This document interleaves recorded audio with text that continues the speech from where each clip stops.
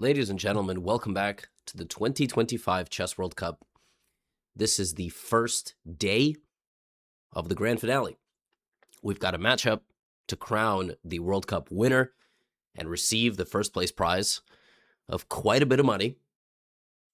And for the third place match, we have even higher stakes because one of the people playing for the third place match will make it to the candidates, and the other person will go home with no candidate spot despite having 2 chances to get it. Of course, I'm talking about Wei Yi versus Javakhir Sindarov for the grand final. And for the third place match, we have Andrei Yesipenko and Nodirbek Yakoboyev. Without further ado, here we go. That's the introduction. This is day 1, so they each just play 1 classical game. I decided to cover it because there's not many days of the World Cup left. It's been a very fun tournament so far, and I have enjoyed your comments. I have enjoyed your feedback and your memes and dreams in the comment section. So, Sindarov Wei Yi. Wei Yi is he's a tough matchup because he plays some very straightforward openings. He plays them all the time. He knows them extremely well. And Sindarov now has the option of, like, is he going to play something crazy? What does he do? Now, the good thing for both these guys is, honestly, the grand prize has already been won, which is a spot in the candidates tournament. So it's almost like a free roll. But, of course, winning the World Cup is a big deal, and you obviously win some good money. Now, if you play e4 and Wei Yi is playing on the other side with the black pieces, chances are he's going to play e5, particularly if he is in a he's not in a must-win game. And that is because after knight f3, he actually doesn't develop his queen's knight. He develops the king's knight. He mirrors you, and he plays the Petrov defense. He knows this opening in and out. So Sindarov obviously had the entire night to prepare for Wei Yi. So what is he going to do? What line is he going to play? Instead of playing into the main, knight e5, he plays d4. Yesipenko tried to crack Wei Yi's Petrov. He failed. Other players have tried to crack this Petrov. They have failed. The idea of d4 is that when black takes on e4, which makes sense. Black can also take on d4, but this is actually a little bit of a better move. White has several moves here, but he chooses bishop d3, d5, and then taking on e5. Now, we've seen this also quite a bit in this event. We've even seen Wei Yi defend this position of the black side like multiple times already. In the previous rounds in the quarterfinal, knight e5 is on the board. And black plays knight d7, offering a trade. And so here, normally, white plays knight c3, or white trades first, and then castles. If you look at the opening database, a move that white is really not playing, it's the third most popular move in the position, is the move short castle. So this is Sindarov's little, wrinkle to the game. He's like, I'm showing up, and this is what I have prepared.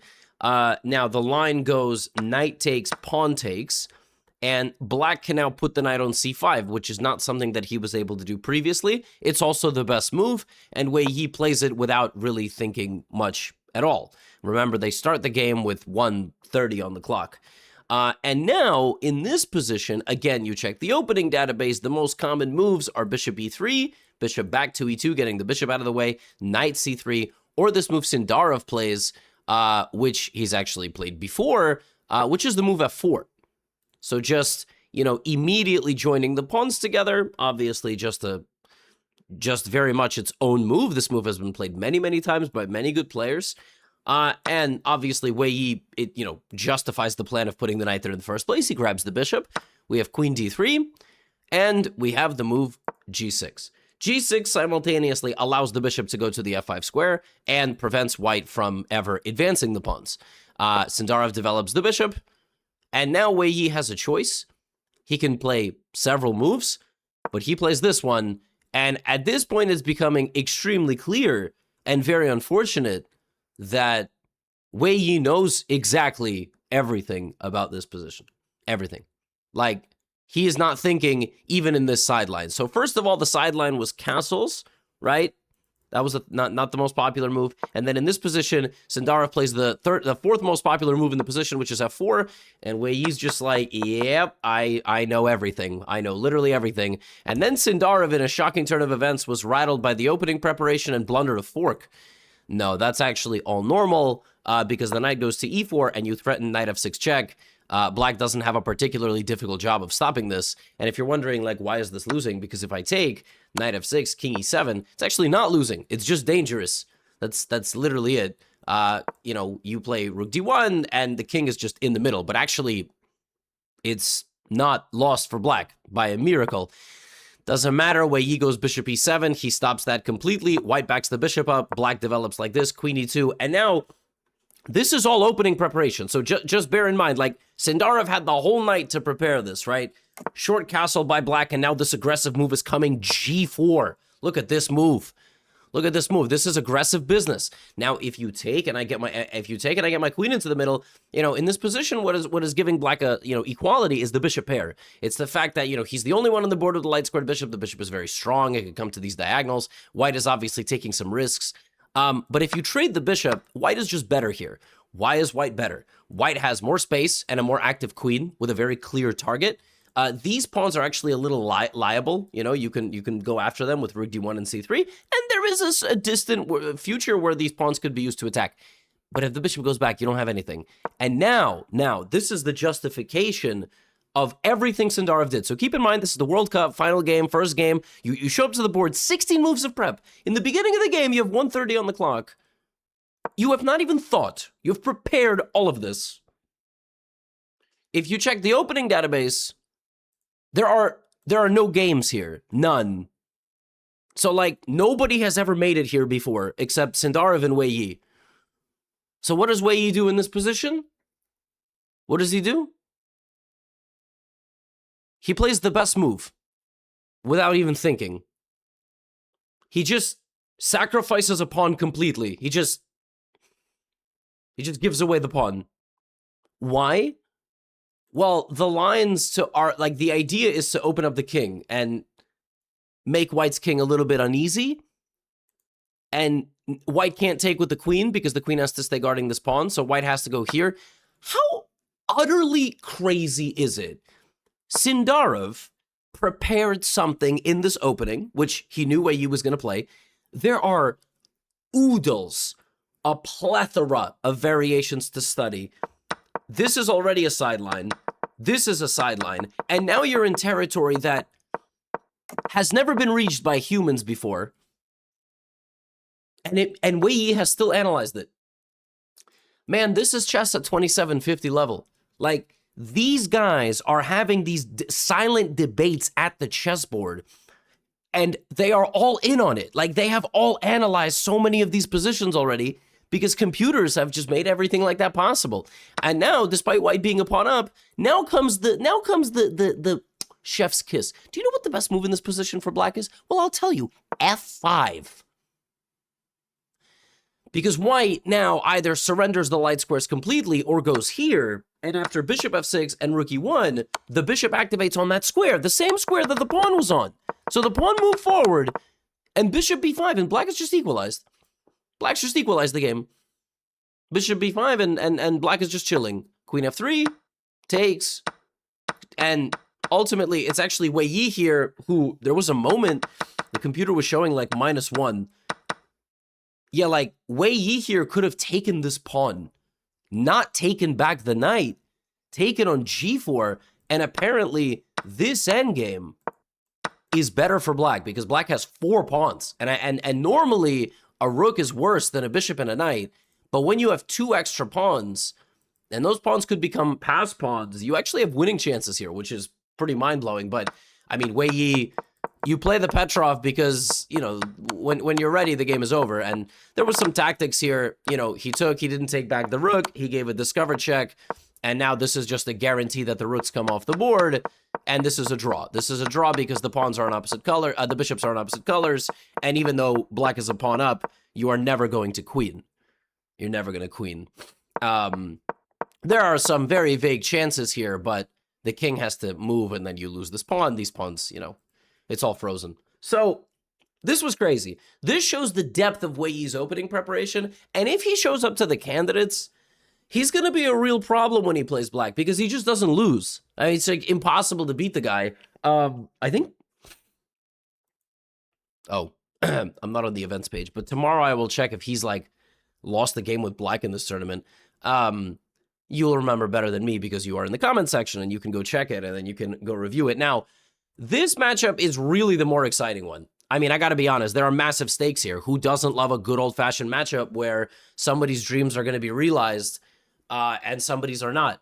So before this game, this matchup started, remember, this is the last candidate spot. Like, all the math is pointing to the fact that Hikaru's making the rating spot. Somebody can still take it from him if they play the required amount of games. Or if, like, Kasparov unretires from chess.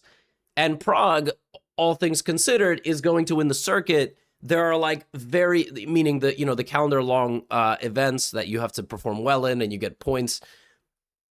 Unless somebody there wins, like, 5 tournaments in a row and gets first place in each one. I don't know. I mean, I think, like, Vincent Keimer would need to become the World Rapid Champion and the World Blitz Champion and win, like, another tournament. I mean, I just don't, I don't, even then he might not get it. So this is it. Like, the winner of this matchup makes the candidates. Fun fact, if Yakuboyev wins this matchup, this will be the first candidates tournament ever without a Russian.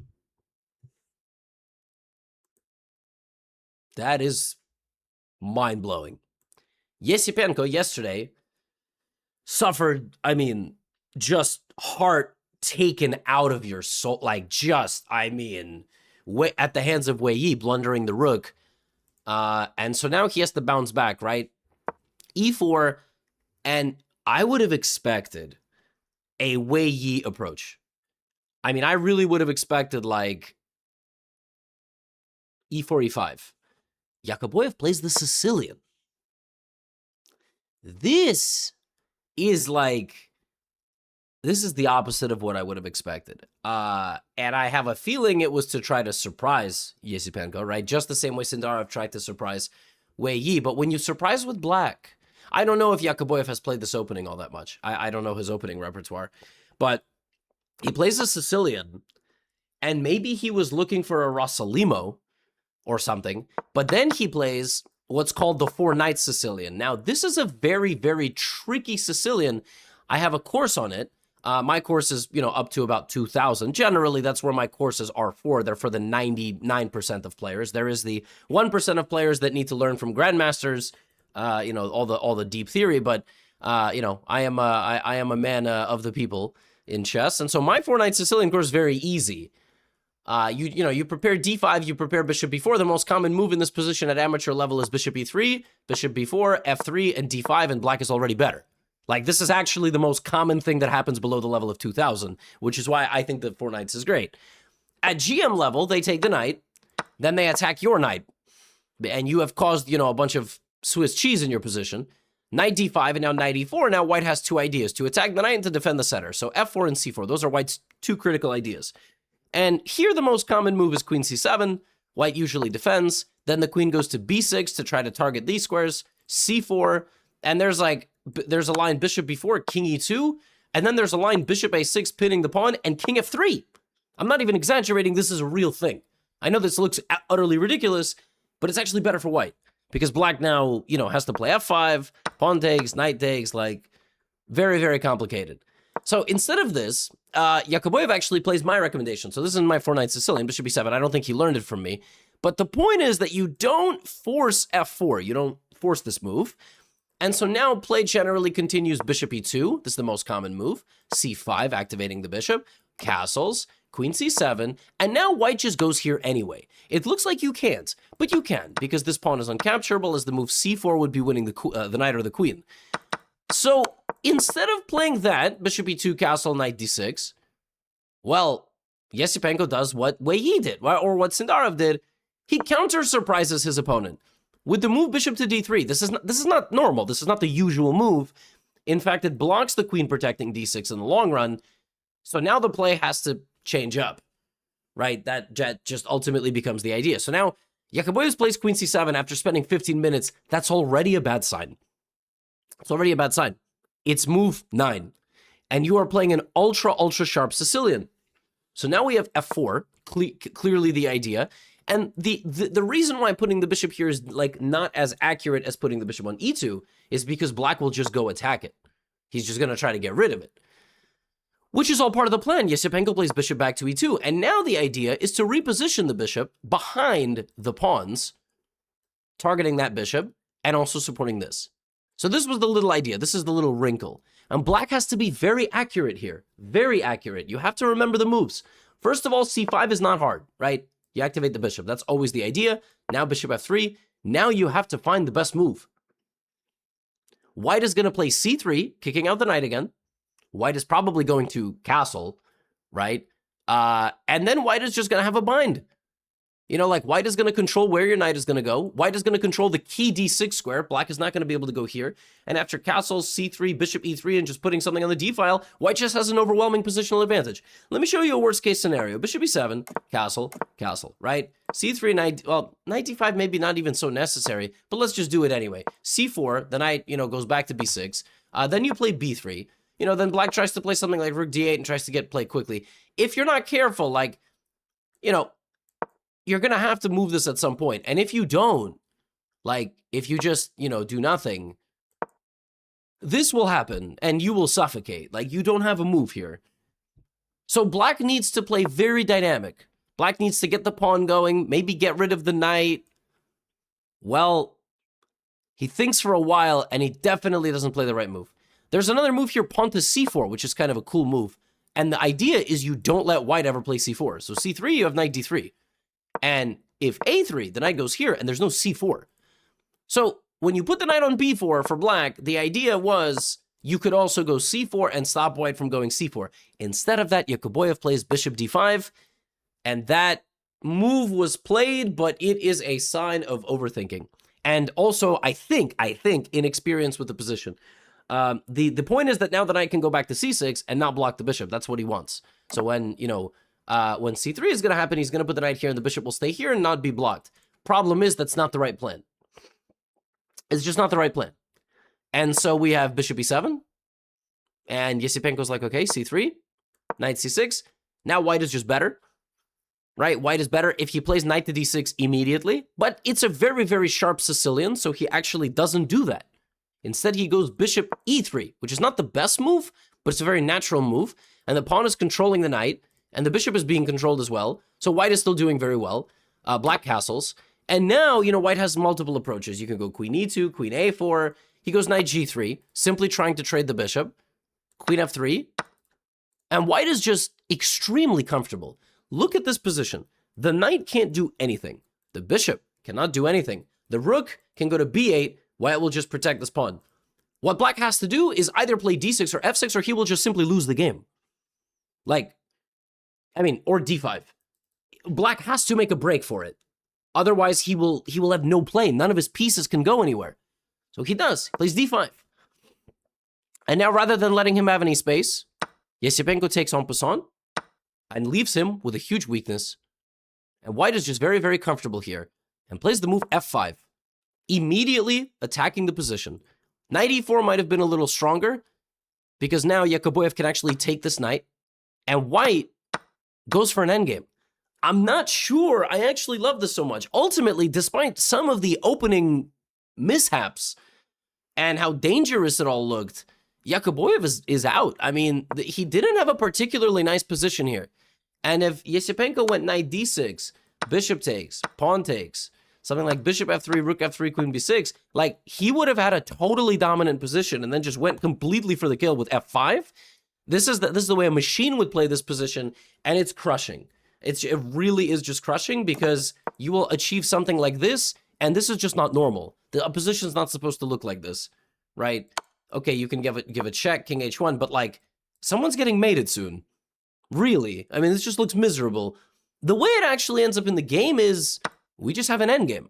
So now Yakoboyev has to be more accurate than Yesipenko. He plays c4, but this pawn is a liability in the long run. We trade, but look, here's the difference. Practical endgames. This is not a theoretical endgame. This is a practical endgame. In practical endgames, you can't just use like a term like the square or opposition or... No, in practical endgames, you have like real things you have to solve. And black now has 3 pawn islands, 3 separate, isolated pawn islands that are weak, targetable. If the rooks come off the board, white is going to have all the fun, but it will be a little difficult for white to win some of these pawns, especially if they're all light squares. So rook d1 is played. And Yakoboyev plays rook b8, counterattacking the weakness. And now we have rook d6. Knight is hanging, pawn is hanging. Knight goes to e5. You had to do that. You had to lose a pawn to win the tempo. And now after this move, this is actually an equal endgame. Why? Because black's knight is so active now, it controls the white king, and rook d8 is very annoying. So ultimately, Yakoboyev actually did a very good job. He has fought back from quite a bad position. And rook d1, you know, is a mate. So we have king f1. Rook d1 would now be stopped by rook e1. So rather than go for that, we have king f7 trying to hit the rook. And the rook comes back to e2. Still, though, black is a pawn down. He's a pawn down, and at any given moment, it's going to feel like he's going to lose more. So he goes rook d5. Now king e1 and rook e4 becomes a real threat, right? Rook cannot go here anymore. So he goes knight e5. And this one move is almost like the reason Yakoboyev's position goes back. I mean, like, he needed to make forward progress. Instead, he went here and gave a check. But the very calm king d1, walking directly into the line of sight of the rook, and a double check with the knight. Not afraid, because you're going to go over here, and the endgames are decided by the majorities. And this is a 3-on-2 majority. And what's ultimately going to happen is you're going to start pushing it. And black is going to really struggle to defend it. So we have h5. But now I move my bishop, and you're not even going to be able to trade the knight for the bishop, and I'm still threatening to advance over here. Black goes rook a5. And now this move is another cold shower, a double slow bishop move, guarding the pawn. And you're simply threatening to go up 2 pawns. That's all it is. He goes a6. Yasipenko's like, I know my pawns are doubled, but I have 2 extra pawns in an endgame. I have to be winning. Rook e5, bishop d4. And the craziest part is the knight is trapped. The knight is trapped. If you move the knight backwards, I'm going to just take it. I'm going to take the knight and just push. Out of nowhere, white is just super easily winning the game because I have so many extra pawns. And king c2, rook g3 was played, but this move disconnects these 2 pieces, and Yakoboyev just resigns. The knight is hanging, and if you move it here, this is a fork. It's pretty insane that this position, which the computer calls, you know, relatively close to equal, is practically so challenging for black because, you know, he's just gonna make little progress. And the reason why this was all lost ultimately is because of these 3 weaknesses. Like in an endgame, you know, the person that has pawn clusters like Battleship 2 and 3 together is doing very well, very happy. The person that has 5 separate pawn entities and a knight cannot guard such scattered things. A bishop could stand here, a knight can't. And so even though it didn't work out in a bludgeoning, instead it worked out in a very methodical manner. Yeah, Yasipenko played a fantastic game. He really played like a really, really nice game. It's clear that he bounced back from the heartbreaking defeat to Wei Yi to knock him out of the finals, but he is now a game away. Yakoboyev has to win with white on demand tomorrow, which he could do because he's beaten many people with the white pieces in classical. He's going to show up and probably play d4. And then, you know, Yasipenko should prepare some line with black that kills the game. It could be a Queen's Gambit accepted. Like, just do something a little surprising that you don't think Yakoboyev will ever have witnessed. I mean, I think tomorrow we're going to get this. I think these are going to be, you know, the first 3 moves per player, but we'll see. Maybe Yakoboyev plays knight c3 or does something else. And of course, you know, e4, e5, e4, e5 could happen. E4, we might see e4, e5. But a crazy day because Yakoboyev shows up with the Sicilian, and, you know, obviously Yasipenko has extremely nice preparation. Then he doesn't capitalize fully on it, and he still wins a fantastic endgame. So, very good chess from him, and, well, looks like the Russian streak might go on, but we'll find out tomorrow. That's all I have for you today. You know the drill already. Get out of here.